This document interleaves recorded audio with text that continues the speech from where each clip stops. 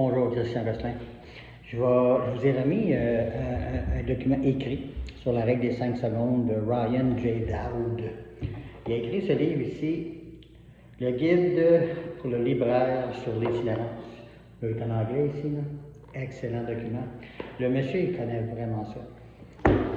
Fait que c'est sa règle de 5 secondes qui dit, le document papier dit, dans une situation de conflit, vous avez 5 secondes pour désactiver la glande amygdale. C'est pas ici, là, c'est vraiment dans le cerveau. Vous avez le document, vous avez le lien pour aller voir comment ça fonctionne.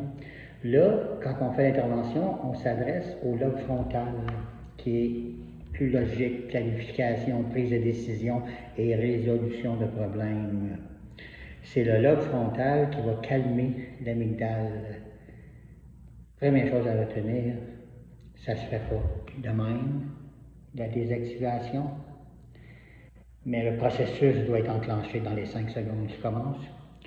Donc, parce que si on met de la pression pour aller plus vite sur la personne, elle va se sentir non respectée, et le non-respect, c'est comme une attaque. C'est perçu comme ça pour quelqu'un qui a des traumatismes. Et quelqu'un qui a des traumatismes, la glande amygdale est toujours super active. Fait que facile à déclencher. Donc, c'est important de les désactiver. Le respect a l'effet contraire. Lui parler avec dignité. Si on lui offre la dignité qu'il reçoit rarement, c'est une marque de grand respect et ça va aider à calmer la glande amygdale.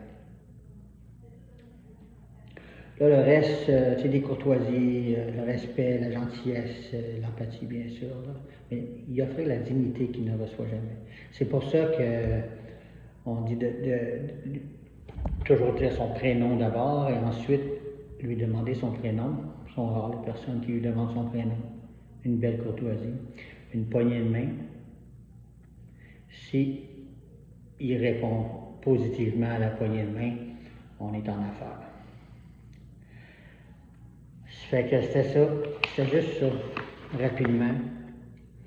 Là, vous avez le papier, hein, la posture, faire comme si on était 3 en triangle et se placer comme ça, même si on est 2, avec un angle de 15 degrés. De ne pas fixer dans les yeux trop longtemps.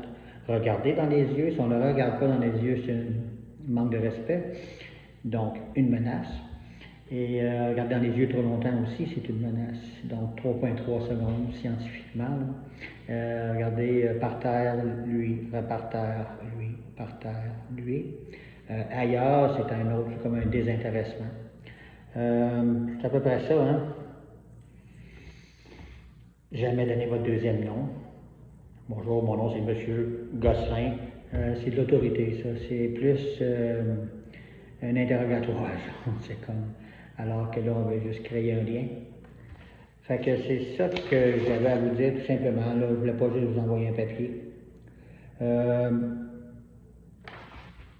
Dans la deuxième étape, le test de collaboration, pour voir ça va être quoi la suite, là.